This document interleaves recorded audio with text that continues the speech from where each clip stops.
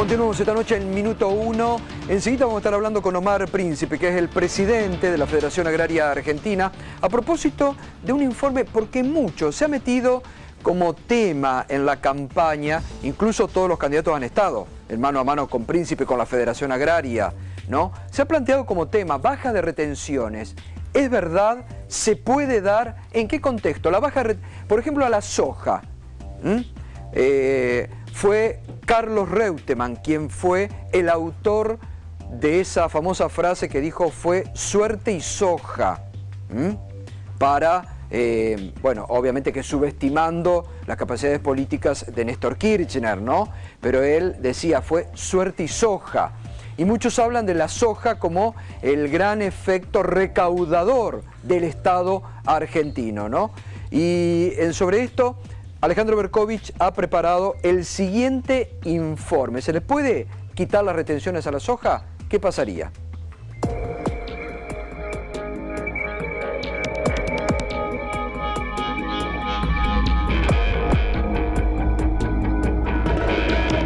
En cada uno de estos silobolsa, aquí en Saladillo, hay 200 toneladas de granos de soja.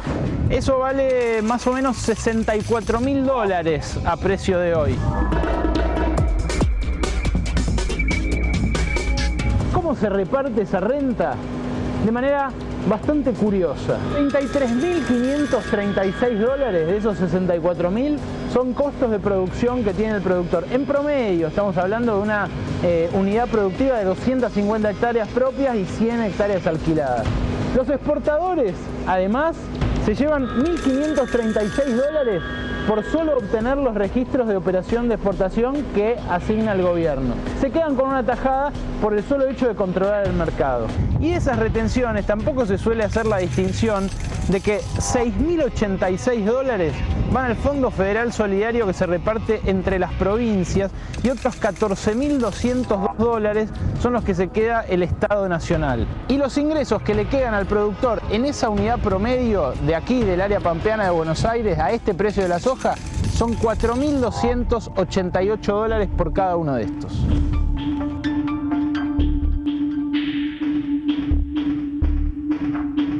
Sin cosechar uno solo de estos porotitos de soja, la ciudad de Buenos Aires se llevó en los primeros 8 meses de este año 285 millones de pesos en retenciones a la exportación. Ese dinero anualmente que recauda la ciudad en retenciones a la exportación equivale a 1 de cada 3 pesos que destina a pagos de la deuda pública, o al 4% de la inversión real directa que hace, o al 14% de la inversión en seguridad y defensa que hace en la metropolitana y en otros rubros.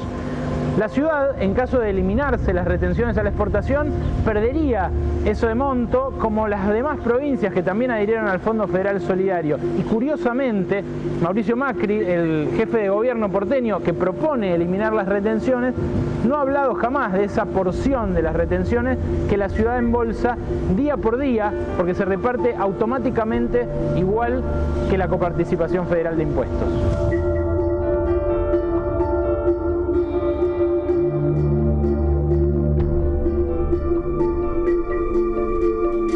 Bueno, Berco, ¿y?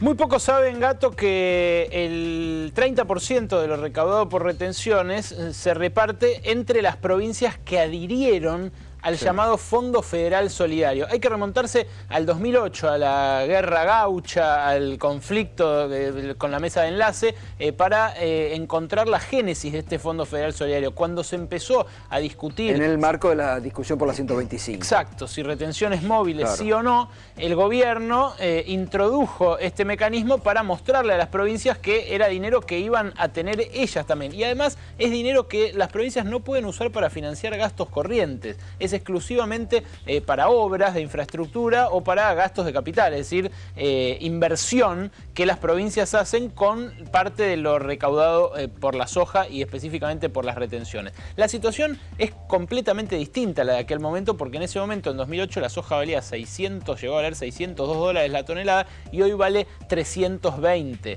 mucho menos. Fíjate, en esta placa pasamos revista de lo que recién mostramos en el silobolsa. Un silobolsa de $64.000, o sea, de 200 toneladas por esos $320 la tonelada, vale esa plata en total, 64.000. Los costos de producción en los que incurre un productor medio, uno que tiene 250 toneladas propias y 100 alquiladas, son esos que están ahí, casi $34.000 de esos 64. Luego está el alquiler, insisto, para un productor que tiene 100 hectáreas alquiladas y otras 250 propias, paga ese dinero, $4.289 por cada silo que produce, por cada temporada, por cada campaña. Los exportadores, que decíamos, un actor del cual no se suele hablar, son 4 o 5 grandes compañías que controlan el mercado de exportación de soja y que obtienen los permisos del gobierno para exportar. Por hacer solamente eso, se quedan con $1.500 por silobolsa, o sea, de esos 64.000 que se reparten de la renta. Y ahí vienen las retenciones, lo que tantas quejas genera en algunas de las entidades del campo y que tanto repudio genera en algunos de los candidatos. Son $20.000 por cada una de esas $64.000 que vale el silobolsa, y fíjate cómo se reparte. Para las provincias que adhirieron al Fondo Federal Solidario van $6.000, para la Nación quedan $14.000 y después queda el ingreso, que al lado de los $64.000 que hay encerrados en ese silobolsa parecen bastante exiguos, son $4.300. Pero ojo, y esto le agradecemos el cálculo que hizo a AFA, Agricultores Federados Argentinos. Gualberto Di Camilo especialmente nos preparó, el gerente de AFA, uno de los técnicos que más sabe de esto en Argentina, nos preparó una distinción que también tampoco suele hacerse, una distinción entre campos grandes y campos chicos. Hoy el productor pequeño casi no tiene rentabilidad en la soja, incluso en la zona núcleo. Y a diferencia de él, el productor grande, un productor de 750 hectáreas propias, por ejemplo, obtiene un 17% de ingreso de estos granos en caso de que efectivamente trabaje sobre tierra propia todo el tiempo. Entonces, lo que nosotros queríamos mostrar con el informe Gatto de vuelta es que las retenciones no se quedan todas en Buenos Aires. Es muy difícil eliminarlas de golpe y no generarles un agujero fiscal a todas las provincias, incluso a la ciudad de Buenos Aires, que recibe, como dijimos, en los primeros 8 meses de este año, 285 millones de pesos. Y es muy difícil eliminarlas además de golpe por el efecto que generaría sobre otros cultivos. Osvaldo Príncipe, ¿cómo te va? Buenas noches, gracias por estar. Hola, Gato. Pasaron los candidatos presidenciales, estuvieron con ustedes. Sí. Sobre el tema retenciones y soja, ¿qué les han dicho? Bueno, hay distintas posturas, pero es muy interesante lo que el trabajo de Berco, porque viene a reafirmar lo que la Federación Agraria Argentina viene instalando durante todo este año, que justamente que en el campo no somos todos iguales.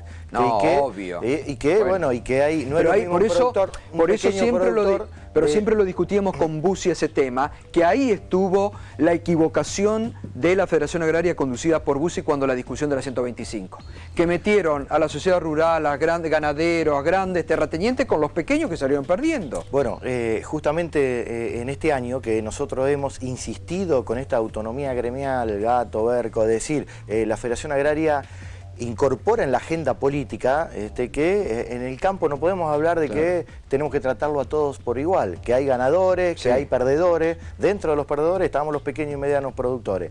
En este caso de granos, de soja particularmente, igual que no hay que olvidarse de las economías regionales. Y los hilos bolsa, porque yo yendo a Entre Ríos nunca vi tantos hilos bolsa como he visto Gato, ahora. Lo que hay que preguntarse es quién produce la soja en la Argentina, entonces. Producimos 100 millones de toneladas de granos también. Quédate ahí. Pausa, está interesante, es un tema instalado ya en la campaña, y lo vamos a, el informe de Berco lo vamos a seguir ahora desnudando con Osvaldo Príncipe. Ya venimos.